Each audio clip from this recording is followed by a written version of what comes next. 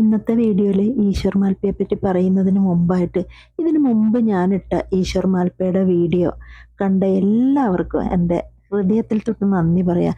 എന്നെ അറിയാത്ത, എന്നെ കാണാത്ത ഒരുപാട് ആളുകൾ എൻ്റെ വീഡിയോ കണ്ടു. ഞാൻ ഒരിക്കലും എൻ്റെ വീഡിയോയിൽ സബ്സ്ക്രൈബ് ചെയ്യാനോ ലൈക്ക് അടിക്കാനോ ഒന്നും ഇതുവരെയുള്ള എൻ്റെ ഒരു വീഡിയോയിൽ ഞാൻ പറഞ്ഞിട്ടില്ല. പക്ഷേ എൻ്റെ ആ വീഡിയോ കണ്ട് എൻ്റെ ചാനൽ പോലും അറിയാത്തവർ എന്നെ ഒരുപാട് ആൾ സ്നേഹത്തോടെ എനിക്ക് ലൈക്ക് ഇടുകയും എൻ്റെ വീഡിയോ കാണുകയും എന്നെ സബ്സ്ക്രൈബ്, ഞാൻ പറയാതെ എന്നെ സബ്സ്ക്രൈബ് ചെയ്യുകയും ഒക്കെ ചെയ്ത എല്ലാവരോടും എൻ്റെ ഹൃദയത്തിൽ തൊട്ട് എൻ്റെ ചങ്കുകളോട് ഞാൻ എല്ലാവരോടും ഞാൻ നന്ദി പറയാം. എല്ലാവർക്കും ദൈവത്തിൻ്റെ അനുഗ്രഹം ഉണ്ടാവാൻ ഞാൻ പ്രാർത്ഥിക്കുന്നുണ്ട്. ഓരോ മെസ്സേജുകളും ഞാൻ വളരെ സന്തോഷത്തോടെയാണ് ഞാൻ വായിച്ചത്. അപ്പോൾ എല്ലാവർക്കും എൻ്റെ താങ്ക്സ് കേട്ടോ. എന്നെ സബ്സ്ക്രൈബ് ചെയ്തവരോടും എൻ്റെ വീഡിയോ കണ്ടവരോടും ഒക്കെ എൻ്റെ ഉള്ളിൽ നിന്ന് ഞാൻ എല്ലാവരോടും താങ്ക്സ് പറയാമെന്ന് എല്ലാവർക്കും വേണ്ടിയും പ്രാർത്ഥിക്കാം. അപ്പോൾ ഈശ്വർ മാൽപ്പയുടെ ഇന്നത്തെ വീഡിയോ നിങ്ങളെല്ലാവരും കണ്ടതുപോലെ തന്നെ ഈശ്വർ മാൽപ്പ കേരളത്തിലെത്തി. ആദ്യമായിട്ടാന്ന് തോന്നുന്നു ഇത്രയും ദൂരം കുഞ്ഞുങ്ങൾ യാത്ര ചെയ്ത് വന്നത്. വളരെ സേഫായിട്ട് എത്തിയിട്ടുണ്ട്. ഒരുപാട് ഡോക്ടേഴ്സ് ചികിത്സ ഓഫർ ചെയ്തിട്ടുണ്ട് സൗജന്യമായിട്ട്. എന്തായാലും അർജുൻ എന്നൊരു നക്ഷത്രം ഈ ഒരു 30 വയസ്സിനുള്ളിൽ ഒരുപാട് ആളുടെ ഹൃദയത്തിൽ കയറി.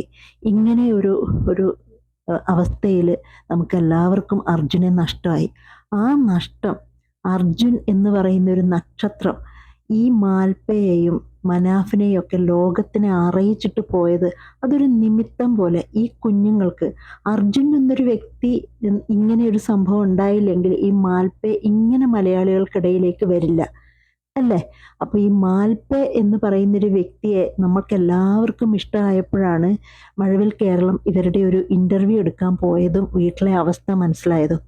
അതുകൊണ്ട് തന്നെ ആ കുട്ടികളെ നമ്മളുടെ എല്ലാം ഉള്ളിൽ നമ്മൾ ചേർത്ത് പിടിച്ചു.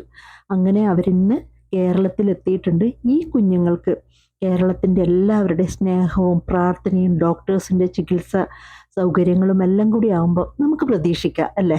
കുട്ടികൾ എന്തായാലും ഇവർ ചിന്തിക്കുന്നത് പോലെ ഓരോ വാക്കിലും നിങ്ങൾ കേൾക്കുന്നുണ്ടോ മാൽപ്പ പറയുന്നത്? ഒരിക്കലും എനിക്ക് പണമോ ഇതൊന്നും വേണ്ട, എൻ്റെ കുഞ്ഞുങ്ങൾ മറ്റുള്ള കുഞ്ഞുങ്ങളെ പോലെ ഒന്ന് എഴുന്നേറ്റ് നടക്കാൻ തുടങ്ങിയെങ്കിലും അല്ലെ എല്ലാ കുഞ്ഞുങ്ങളും സ്കൂളിൽ പോകുന്നു. അത് ഏതൊരു അച്ഛൻ്റെ അമ്മേൻ്റെ ആഗ്രഹമായിരിക്കും അല്ലേ.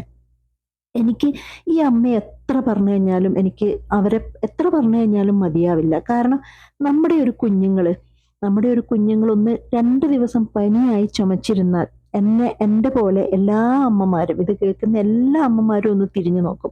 കുഞ്ഞുങ്ങൾക്ക് ഒരു പനിയോ ജലദോഷം വന്നാൽ പിന്നെ നമുക്കൊന്നും ചെയ്യാൻ പറ്റാത്തൊരു തളർച്ചയാണ് അല്ലേ. അയ്യോ എൻ്റെ കുഞ്ഞിന് സുഖമില്ല. അങ്ങനെയുള്ള ഒരു അമ്മ ഇങ്ങനെയുള്ള 3 കുഞ്ഞുങ്ങളെ കാണുന്നത് മാത്രമല്ല, ഇതിൽ പറഞ്ഞത് കേട്ടോ, 1 മണിക്കൂറിൽ തന്നെ എത്ര പ്രാവശ്യം ഒരു ദിവസം അവസ്മാരം വരുമെന്നാണ് പറഞ്ഞത്. ഇത് കണ്ടു നിൽക്കുന്ന ഒരു അമ്മയുടെ ഒരു അവസ്ഥ മിക്കവാറും സമയങ്ങളിൽ മാൽപ്പ വീട്ടിലുണ്ടാവണമെന്നില്ല. ഇതൊക്കെ കണ്ട് സഹിച്ചാണ് ആ അമ്മ ജീവിക്കുന്നത് അല്ലേ.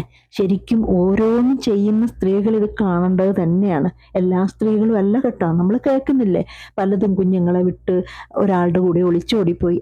എത്ര വീടുകളിൽ നമ്മൾ കേട്ടു, കുഞ്ഞുങ്ങളെ വിട്ട് വേറൊരാളുടെ കൂടെ ഒളിച്ചോടിപ്പോയി. അപ്പോഴും ഞാൻ ചിന്തിക്കുന്നത്, ദേഷ്യം വേറൊരാളോടല്ലേ, അതായത് പങ്കാളിയോടല്ലേ. ഭർത്താവ് ഭാര്യേനെ വിട്ടാലും ഭാര്യ ഭർത്താവിനെ വിട്ടാലും അവരെ ഭൂമിയിലേക്ക് കൊണ്ടുവന്ന കുഞ്ഞുങ്ങളെ എന്തിനാണ് ഉപേക്ഷിച്ച് പോകുന്നതെന്ന് പലപ്പോഴും ഞാൻ തോന്നിയിട്ടുണ്ട്.